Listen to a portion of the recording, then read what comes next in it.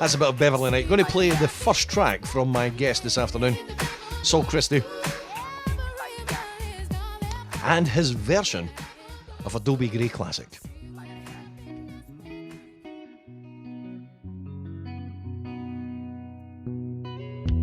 Day after day, I'm more confused. Still I look for the light through the pouring rain.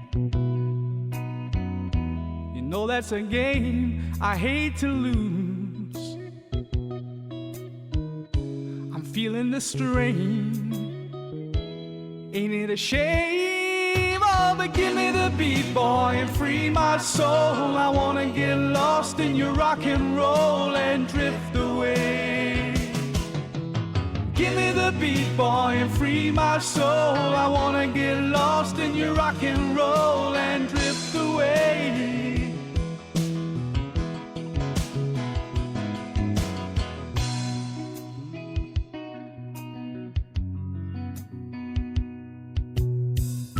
Beginning to think I'm wasting time. I don't understand the things I do. The world outside looks so unkind, and I'm counting on you to carry me through. Oh, then give me the beat, boy, and free my soul. I wanna get lost in your rock and roll and drift away. Give me the beat, boy, and free my soul. I wanna get lost in your rock and roll and drift away.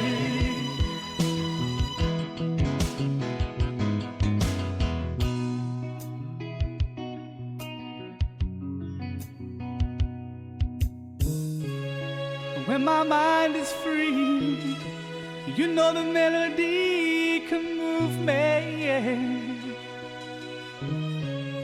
And when I'm feeling blue, the guitar's coming through to soothe me. Thanks for the joy that you've given me. I want you to know I believe in your songs. Rhythm and rhyme and the harmony is helping me on, keeping me strong. So give me the beat, boy, and free my soul. I wanna get lost in your rock and roll and drift away. Give me the beat, boy, and free my soul. I wanna get lost in your rock and roll and drift away. Give me the beat, boy, and free my soul. I wanna get lost in your rock and roll and drift away. Give me the beat, boy, and free my soul. I wanna get lost in your rock and roll and drift away. But give me the beat, boy, and free my soul. I wanna get lost in your rock and roll and drift away. Come on and give me the beat, boy, and free my soul. I wanna get lost in your rock and roll and drift away.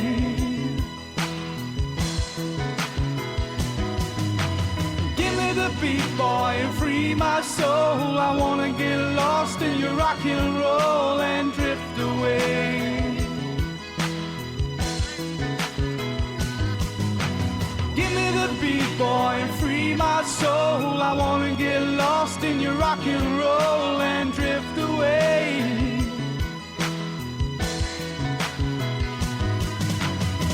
A bit of soul and a bit of country mixed together.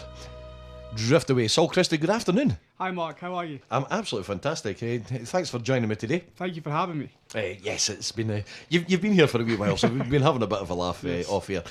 But you're here again to talk about talk about your music career. You do a mixture of different things, and that was a fusion of sort of soul and country. Tell us a bit about what people would get if they booked Saul Christie.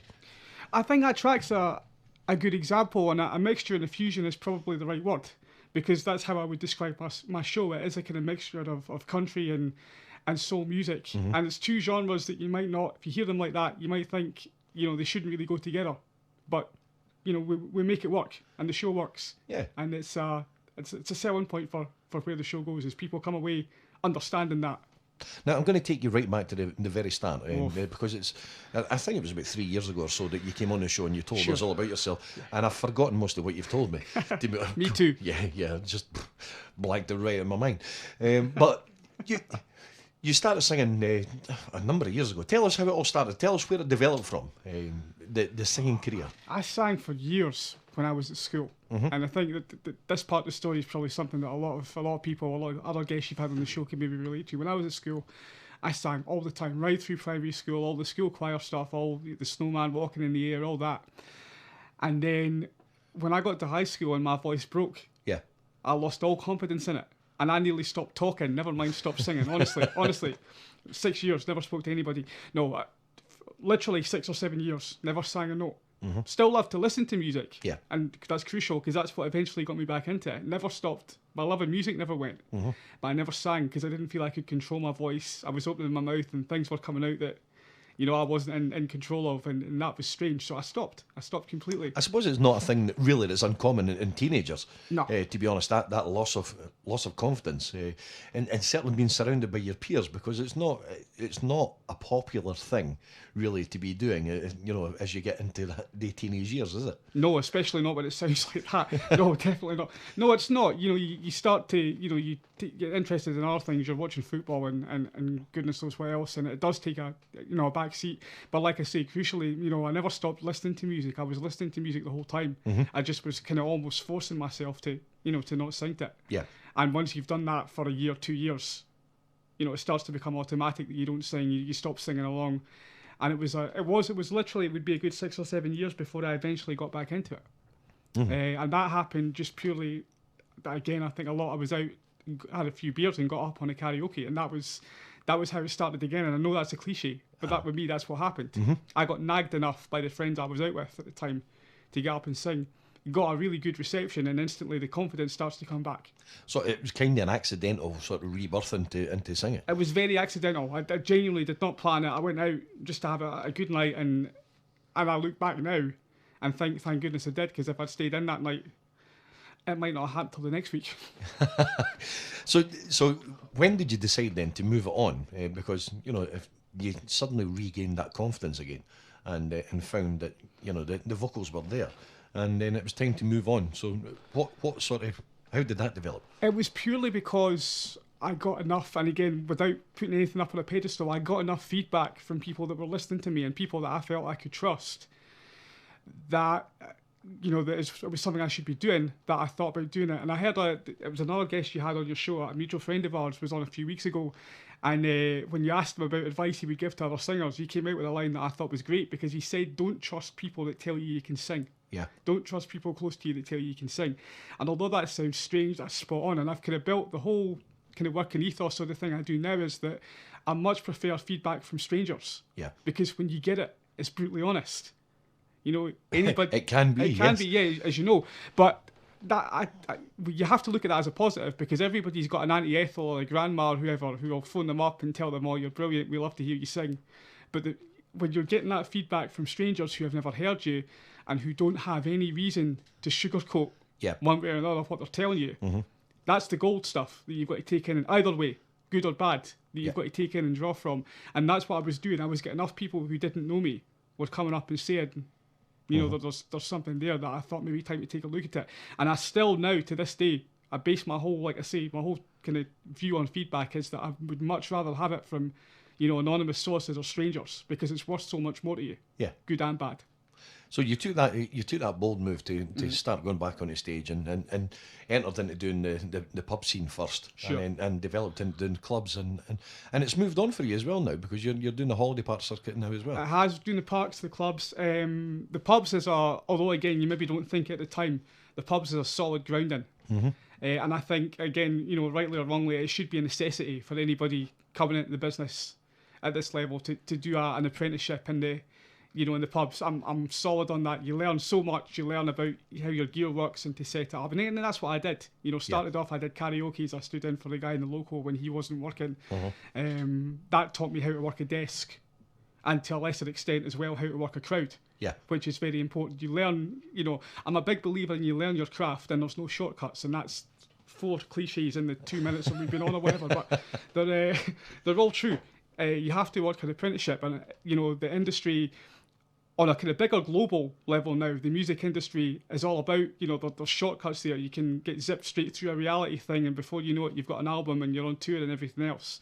And you've got to have a grounding. Yeah. You know, because it makes you work for what you've got and appreciate it that much more. And again, that's what I tried to do. So yeah, still do the pubs. So we've done the last part of the interview that we normally do in the first part. Yeah, So. just to keep you on your toes. Yeah, it's been good. Yeah. I'll see you in another 3 years, Mark. Thanks very much. Yeah, listen, if that was only the truth, that would be good. I could live with that. So now, where is it going for Saul Christie? Because you know, you've developed it, and you're still just finalising your country show, and you're looking what you're looking to do over the next few years. Well, the country show's the one that's the kind of medium to long term project, and I have to hold my hands up and say that it's gone on the back burner recently for a number of reasons. One's a whole lot of more work's come in, which is obviously a good thing. So I can't make any apology for that. I also have a 12-week-old daughter at home at the moment, so she's on the scene now, so she's prioritised over everything. It does change things, doesn't it? Wow, yeah, it certainly does. It's a big priority shift. Congratulations from everybody here at Black Diamond FM. Thank you very much. Yeah, she's great. But it makes you think about everything, and everything gets rescheduled and shifted about, and so I think I'm just now getting back into head properly back. I never stopped. I think I stopped only for a few weeks. I was still out on the circuit, but you know how the immediate things keep going, and the kind of medium to longer term things, they're the ones that kind of get slowed down. So I'm just now basically sitting and thinking, right, let's get back into this. So the country show is sat ready, waiting to go, just to have the T's crossed and the I's dotted. So that'll be the next thing to come out. Excellent. We'll come back and talk to you about the country show. Sure. After this is another one of your tracks, an Eagles track. This is Desperado.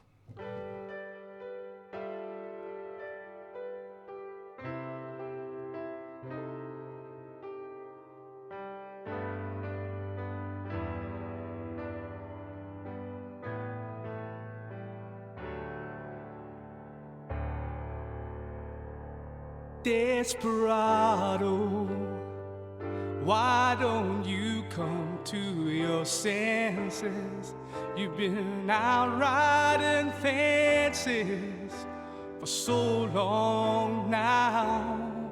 Oh, you're a hard one, and I know that you got your reasons.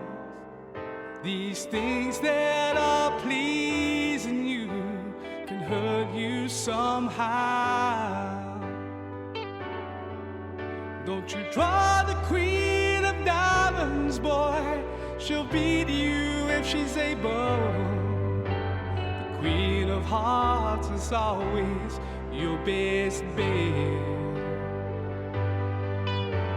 It seems to me some fine things have been laid upon your table, but you only want the ones you can get. Desperado, boy, you ain't getting no younger.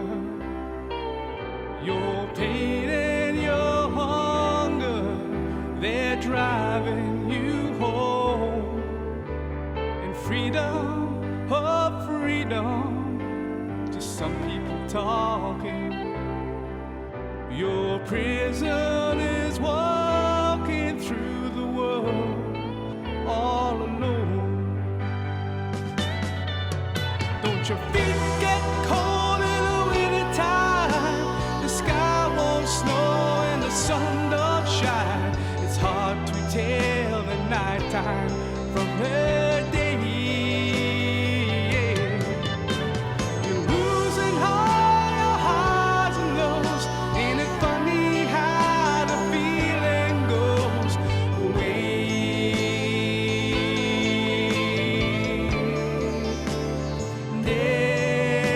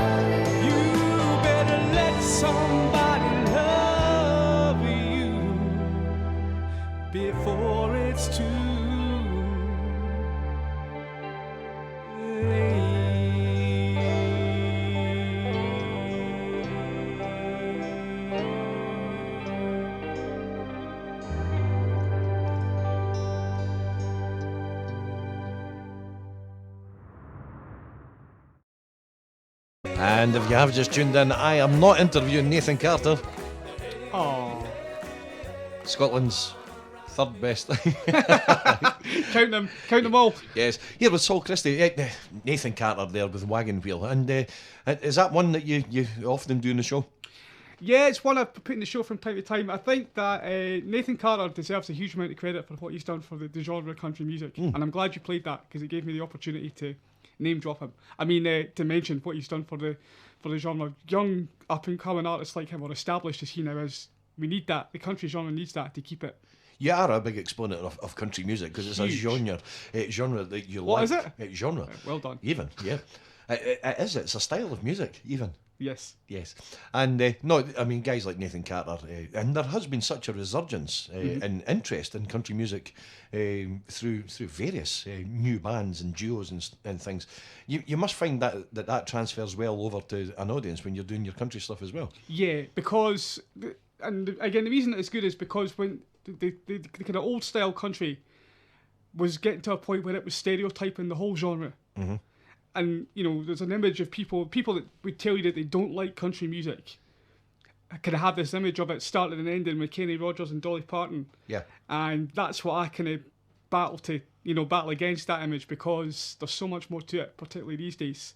The kind of new country is very different, and it's diverse, and it's all embracing the different styles.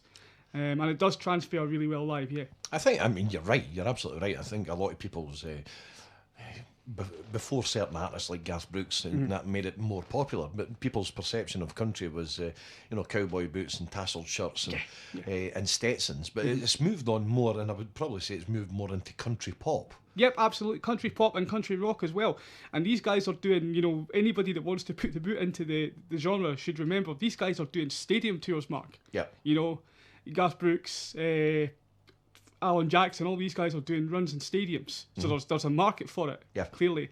And it's transferred, obviously from America, to Ireland, and now, to a kind of slightly lesser extent, but it's up and coming over here. There's guys, not just Nathan Carter, but Mike Denver, Derek Ryan, Michael English. They've all had successful runs over here recently. Yeah. So there's a growing market for it, I would suggest. So is that the route that you're still going to go down? I know obviously you do the popular covers and stuff in your show as well. The crowd pleasers, I suppose, as you would say. But is the country route the route that you want to continue going as your career develops?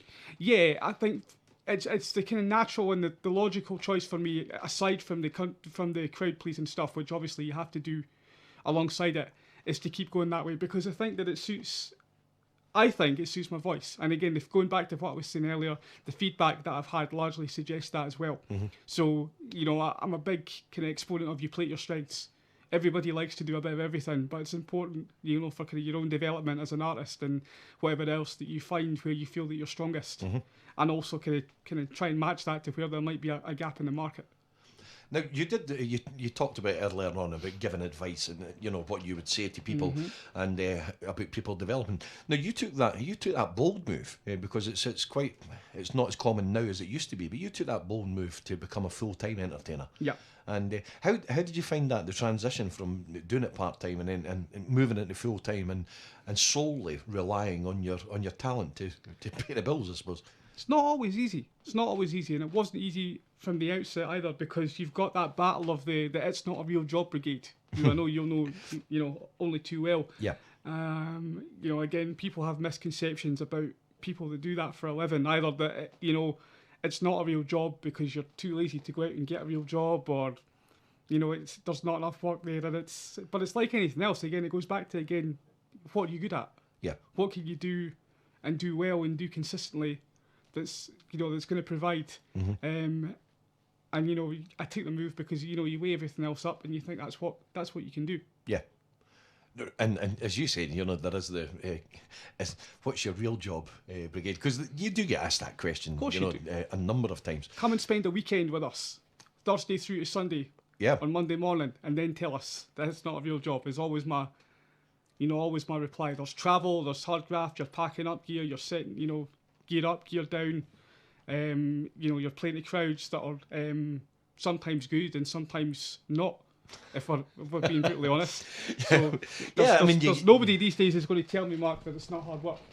Yeah, I mean, you have your busy gigs and you have your quieter gigs, but it's been able to work through that, Of course. and do that.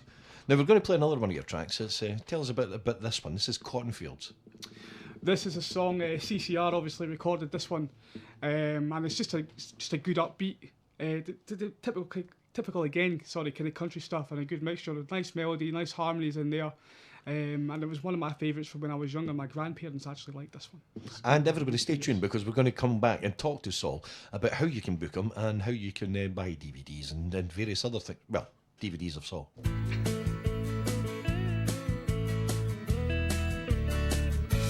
When I was a little bitty baby, my mama used to rock me in the cradle in them old cotton fields back home. It was down in Louisiana, just about a mile from the Texarkana, in them old cotton fields back home. Well, when them cotton balls get rotten, you can't pick very much cotton in them old cotton fields back home. It was down in Louisiana, just about a mile from the Texarkana, in them old cotton fields back home. When I was a little bitty baby, my mama used to rock me in the cradle in them old cotton fields back home. It was down in Louisiana, just about a mile from the Texarkana, in them old cotton fields back home. Well, when them cotton balls would get rotten, you can't pick very much cotton in them old cotton fields back home. It was down in Louisiana, just about a mile from the Texarkana, in them old cotton fields back home.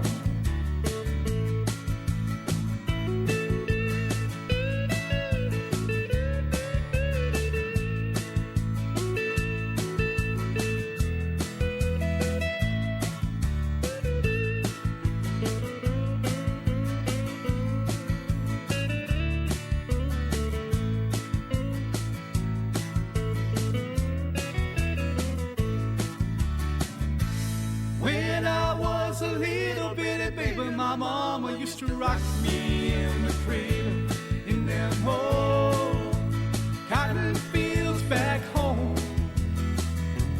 It was down in Louisiana, just about a mile from the Texarkana, in them old cotton fields back home. In them old cotton fields back home.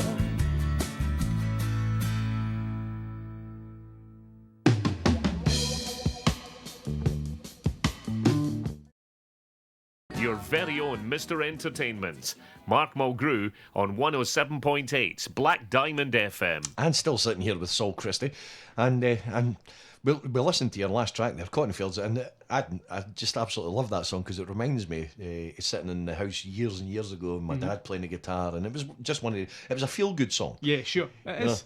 And again, so much of the genre is built round kind of music like that. It's important, music should be feel good for the most part. It should feel good, at least evoke some kind of emotion. Yeah, because in fairness, though, a lot of because country and blues are, all sort of stem for the same sort of thing, and a lot of the music originally was pretty depressing, See this, I like, that kind of, there's often a regimented thing when you speak to people about music, like I like country, but I don't like rhythm and blues. I mean, I don't, but that's what you get. You often get somebody adamant that I like Motown, but I don't like country. Yeah. Or I like pop, but I don't like heavy metal. I like classical, but I don't like opera.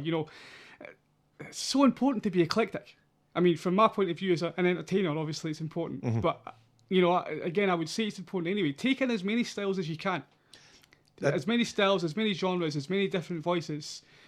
Take the positives. I don't like all heavy metal, but I like some. Yeah. Right? I love most country, but I don't like all of it. And the same way, it's important to realise that, everything stems from, things merge together to create things. You know, gospel music, you know, it's essentially rhythm and blues music and country music. It all meets in the middle somewhere. It's all, you could put it on, you know, one of those kind of mind maps. There's common denominators run right throughout the whole lot. So there we go. There's musical theory all rolled into one. Yes, here endeth the lesson. Here endeth the lesson. There was a bit of gospel in there as well, so that was quite good. And so now, if people want to book you, Saul, Sure. what would be the best way for them to do that? You can find me primarily through the website, which is dead easy. It's saulchristie.com. It's a great site. There's dates and reviews and everything up there. The diary's kept up to date. So my dates certainly to the end of the year are up there. So there's contact details there. It's dead easy. It's a one-click booking system. You can book me through a couple of different agents. MK Entertainments have got me. Scotland's super agency. They certainly are. And there's also a DVD. Tell us a wee bit about the DVD that's available. Yeah, the DVD I did it was just before the first time I was on the show, so it'll be about 3 years ago now. And it's country and easy listening. It's similar to the stuff we've been listening to. In fact, a couple of the tracks we've done today are on the DVD. It's an easy listening country DVD, and it's done with a mixture of live on stage performance and green screen stuff. So like they teleport me into a cotton field. I genuinely, because I've not seen it, I think that's quite. You want to see it now, I don't want you? to see I'm it now. selling it, you see. No, it is. I think there's 12 tracks on there, and it's a mixture of 6 live and 6 with the green screen stuff. You might be selling it. I'm not buying it. Oh, there's a link on the website if you want to buy it. There is, and there's also links to the Facebook page and to the Twitter account as well. Yeah, Saul Christie Music is the Facebook page. And if I really like you, if I see you on that one, I'll add you to the personal profile. Twitter is at Saul Tweeting. And the website is saulchristie.com. There's access to all 3 of them through there on the YouTube channel as well. So it's a one-stop shop. Excellent. The website. Now we're going to play one final track from you and come back and say our thanks. This one's Forever and Ever, and it's not a track that I was overly familiar with. Tell me a wee bit about this track and where it comes from. This track was brought to my attention when I was probably about 10 years old, and here's my confession part of the afternoon mark. When I was younger, and still to an extent now, I was a massive, thanks in no small part to my grandparents, I was a massive Daniel O'Donnell fan. Right? Yeah, you can bleep that out later. No, that is not getting edited. We're keeping that in. Okay, it's staying in.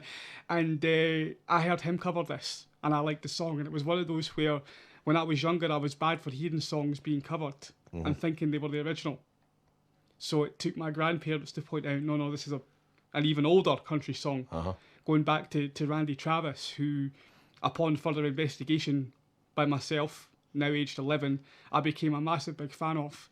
I just think he's another one who kind of typifies the longevity and the hard work ethic that, again, is evident right throughout the country genre, because he's been around forever. And he hasn't been so well recently. He's back on the road just recently. This is one of his songs that I heard, and it was one of the first ones I decided to put on the DVD. Fantastic. This is Forever and Ever.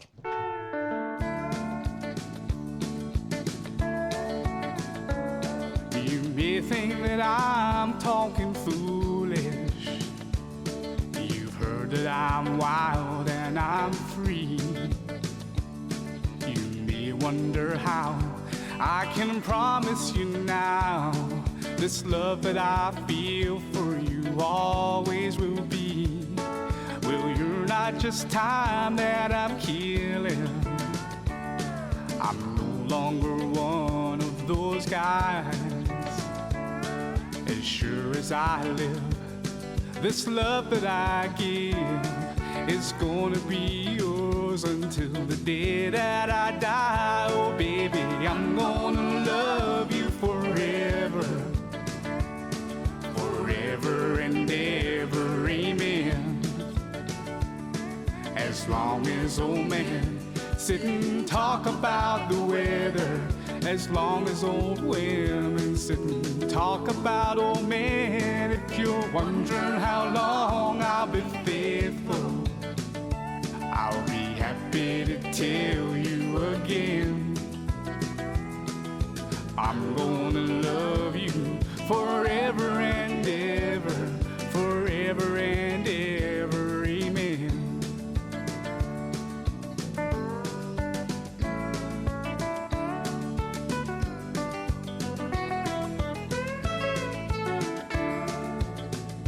They say time takes its toll on your body, makes a young girl's brown hair turned gray.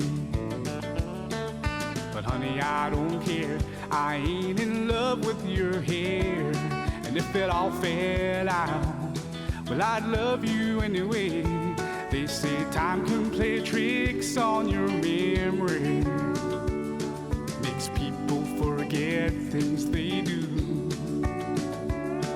It's easy to see, it's happening to me. I've already forgotten every woman but you. Oh baby, I'm gonna love you forever, forever and ever, amen. As long as old men sit and talk about the weather, as long as old women sit and talk about old men. If you wonder how long I'll be faithful, just listen to how this song ends. I'm gonna love you forever and ever, forever and ever, amen. I'm gonna love you forever and ever, forever and ever, forever and ever, forever and ever, amen.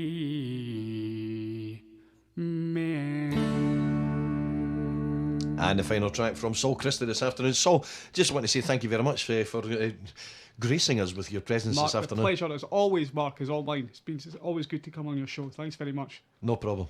I can actually see Craig next door. He's got his Stetson on and everything. It's great. He's getting all excited for the draft time show. Yeah. But once again, all the very best for the future from everyone here at Black Diamond FM and from myself. Thank you very much. We'll see you soon. Cheers.